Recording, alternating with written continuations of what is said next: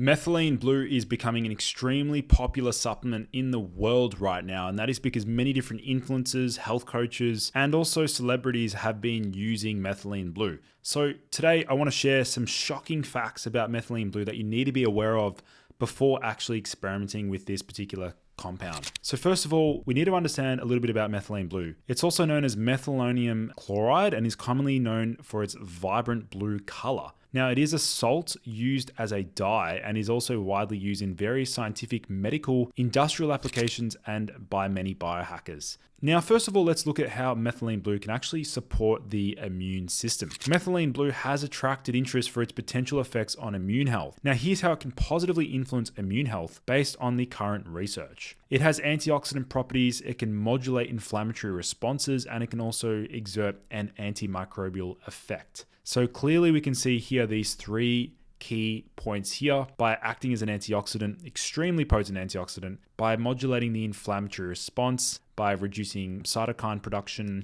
and reducing excessive inflammation. It can also help to support the immune system, and then it's also known to have antimicrobial activity. It also has some benefits by supporting cellular energy production, by influencing mitochondrial function, and also has antiviral effects. However, here's the very first point you need to know about methylene blue. Methylene blue can increase your risk of developing serotonin syndrome. Now, serotonin syndrome is potentially dangerous, a condition caused by too much serotonin building up in the brain, and it happens most often when combining different drugs that affect serotonin when they're taken together. So this includes antidepressants like SSRIs, some painkillers, and even drugs like MDMA. When too much serotonin is present, it overstimulates the nervous system, and this can lead to a mix of symptoms, really bizarre, intense symptoms. Serotonin syndrome is no easy thing to survive. In fact, mental changes like agitation or confusion, physical symptoms like tremor or muscle rigidity, and autonomic problems like sweating, fever, and even high heart rate.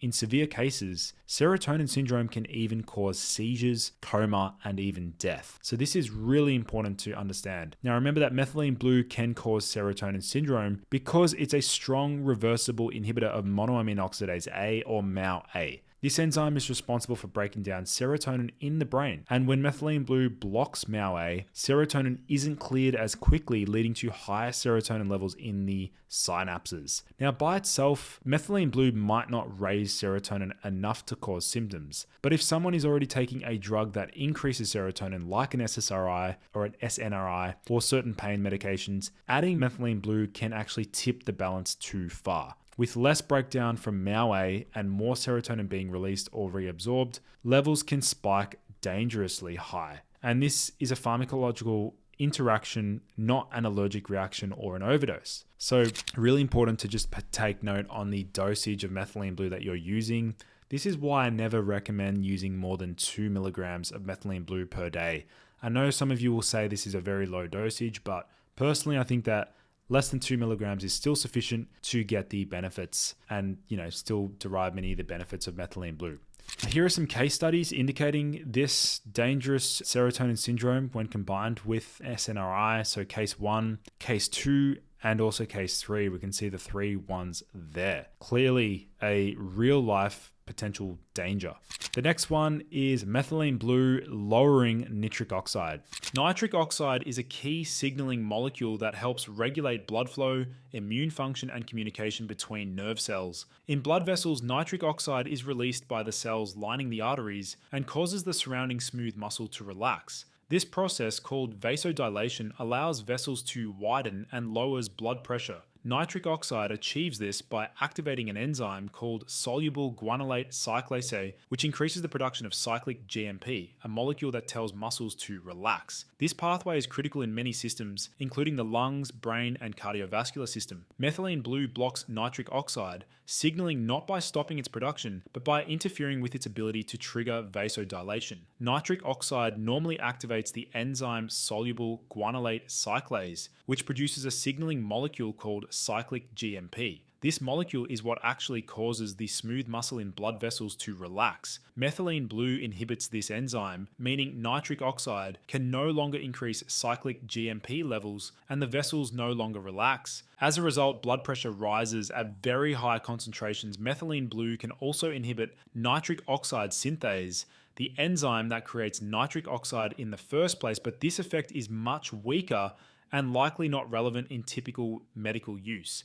In some cases, methylene blue may also increase the production of reactive oxygen species, which destroy nitric oxide. Overall, its strongest and most clinically important effect is the blockade of guanylate cyclase, which shuts down nitric oxide's ability to relax blood vessels. However, at very high concentrations in vitro, MB can directly inhibit NOS activity as well. So does this actually matter for biohackers? Well, biohackers often worry that methylene blue might lower nitric oxide, but it's important to note that the studies using methylene blue to block nitric oxide use are far higher dosages than what biohackers would use. So just remember that the dosages are definitely a lot higher that indicate nitric oxide suppression, but it's still a point to be aware of and just to take note of. What about how methylene blue can affect our gut microbiome, specifically our gut bacteria? Methylene blue was one of the first synthetic antimicrobial dyes ever developed. It can disrupt microbes by interfering with key enzymes like glutathione reductase and by binding to microbial DNA or membranes, damaging their structure. It's effective against gram-positive and gram-negative bacteria, fungi like Candida, and some parasites. Because of its broad spectrum action, methylene blue is used in blood sterilization, wound care, and oral rinses. But this raises an important question: what does it do to the healthy bacteria in your gut? Surprisingly, until recently, almost no research had directly examined its impact on the gut microbiome in living organisms. So what do we actually know about methylene blue and the gut microbiome? Until recently, little was known about how methylene blue affects the gut microbiome.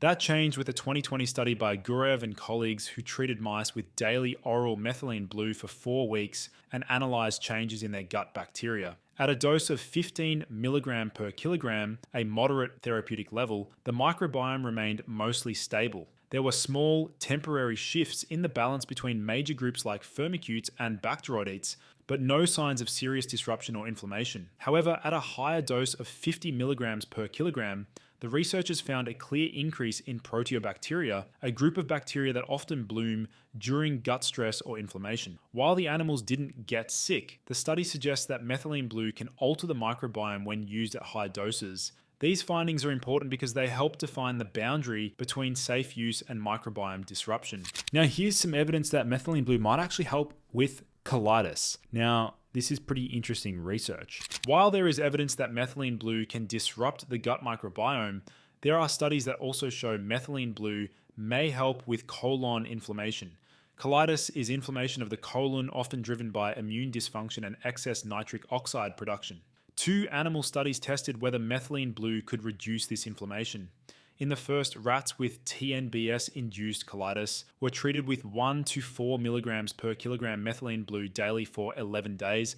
All doses improved colon health, reduced cytokines like IL-6 and IL-17, and lowered inducible nitric oxide synthase by up to 69%. The second study used acetic acid to induce colitis, then gave a single dose of methylene blue. It reduced intestinal permeability, oxidative damage, and nitric oxide levels. In both models, methylene blue clearly suppressed inflammation by dampening nitric oxide signaling, even at relatively low doses.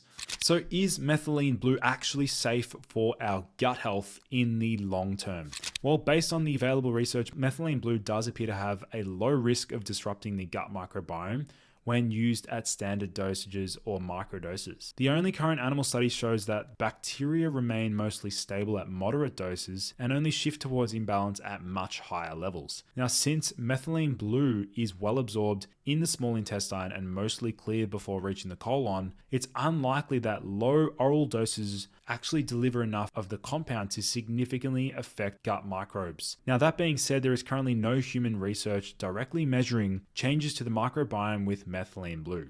Until those studies are done, it's wise to assume that very high doses or long-term repeated use could still have subtle effects. But based upon what we know now, occasional low dose is unlikely to harm gut health, especially when combined or compared to broad spectrum antibiotics or other strong antimicrobials. So overall, we can clearly see that methylene blue does have some potential risks just to keep a lookout for. If you have used methylene blue, please leave a comment down below. Let's get a discussion going, guys. And if you did enjoy this video, please like the video, hit subscribe to stay up to date with the latest and greatest health research.